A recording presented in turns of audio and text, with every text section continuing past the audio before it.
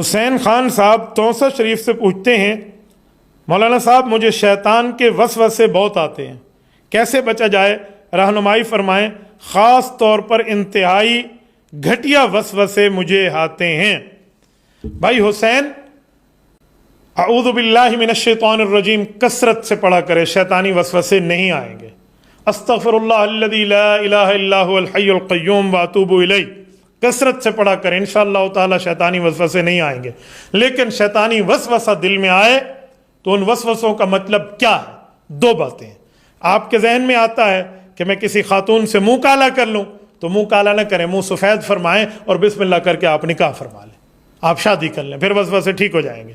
اور اگر آپ شادی شدہ ہیں تو آپ کے دل میں خیال آتا ہے اللہ رسول کے بارے میں، شریعت کے بارے میں کوئی غلط قسم کے وسوسے آتے ہیں، مبارک ہو، آپ کا ایمان بڑھ رہا ہے، اور شیطان ایمان کا ڈاکو ہے، وہ آپ کے ایمان پہ حملہ کرنا چاہ رہے ہیں، تو پھر بہتر ہے اس وسوسے کو دل تک رہنے دیں اور جھٹک دیں، اس کو عمل میں نہ لائیں، زبان پہ آئے فوراً ہٹا دیں، اس پر عمل نہ کریں، انشاءاللہ تعالی کسی قسم کی آپ کے اوپر پکڑ نہیں ہوگی۔ احادیث پاک میں یہی بات سمجھائی۔